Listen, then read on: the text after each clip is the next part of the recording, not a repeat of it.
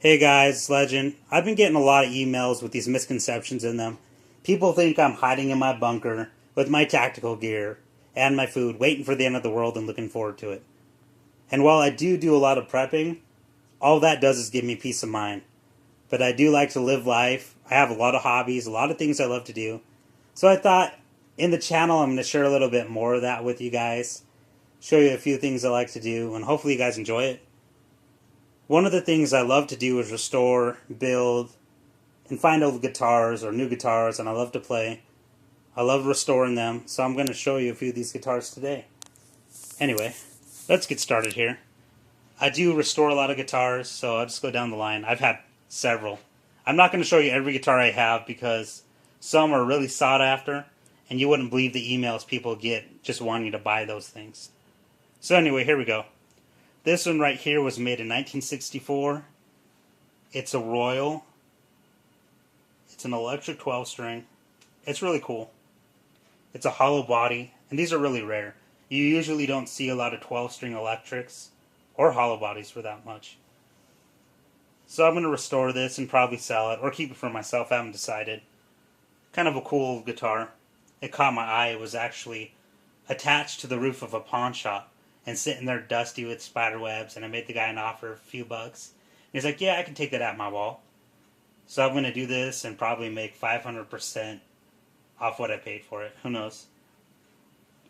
This is an old silver tone guitar, a real cheapie, but I'm going to make it better than it ever was. You can see how far I am with it. I'm stripping down all the paint. Then I'm going to sand it really well and do all the rest of the stuff to it. Here's a blue guitar. This one was made in Mexico. It's like a border special, but a lot of these guitars have really good sound to them. So I'm just going to make them really nice and sell them. Pretty cool. Nothing too special, but I'm sure it's going to make some kid happy. This guitar right here is never going to be sold.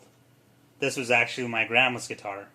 And she passed away in 1996, and when we were going through her stuff, people were taking different things and taking them back to the family like you usually do.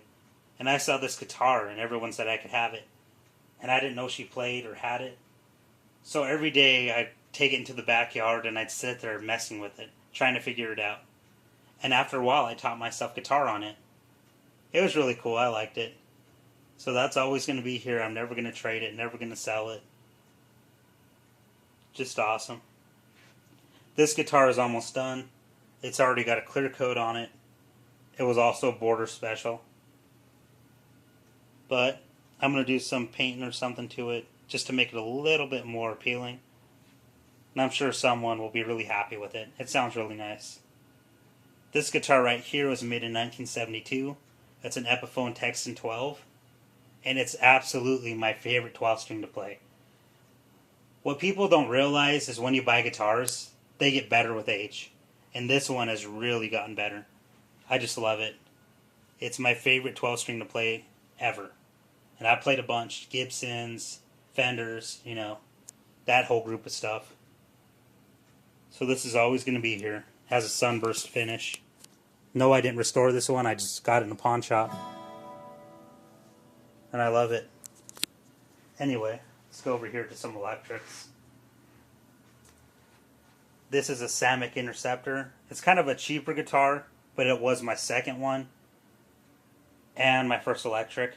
This is the guitar I learned how to play Sweet Child of Mine on, so I'm always going to remember this and keep it. I always thought it looked pretty cool too, that glossy red wood finish. So really important to me. This one right here is a Washburn. It sounds really nice. It has good pickups. It's not the most expensive guitar in the world, but it's definitely worth having in a collection just to play. And yes, I do play most of these guitars all the time. Some I keep, in the back. I don't really want to play them just because. Different reasons. You know how that goes. Anyway, here's some other ones. I'm a really big fan of Dean. I love Flying V's. I like Dimebag Darrell and all that music and stuff, so I had to do this. This one right here on the right was actually restored by me. You could see the paint job on it. Really cool. I'm going to bring it around here. It's got sunburst in the back, lightning on the sides, and kind of a stormy look on the front. But when I got this one, it was completely busted up. The neck was broken. There was no pickups, no tuning knobs, no nothing. And I bought it in a pawn shop, and this guy didn't realize it was broke when he bought it. And he just wanted his money back, so I paid him $50 for it. I put in $30, and I've had offers as high as $800 on it. But I'm not sure if I'm going to sell it. I'm really proud of that one. I love playing it. Really awesome. Anyway, most people have never seen one of these. This is an acoustic Flying V. It's by Dean. It's not really the best sounding guitar in the world, but it is kind of a good show me guitar. It's awesome. So that's always going to be here. I'm not sure if they still manufacture these or not, but it's always going to be here, and I know I'll have it if I ever want to sell it. But yeah, these are just some of the guitars. I've had plenty. I've had plenty too. I guess that's the best way to put it. So, I hope you guys like this. I'm going to share more hobbies of mine. I'm not going to do everything on prepping just because I think too many people dwell on it. And they're scared for the end of the world and too much fear-mongering and all that. So I'm going to do little things to kind of alleviate that. I'm not going to quit prepping videos. I still got a bunch planned. So I hope you guys like this. I'll talk to you guys later.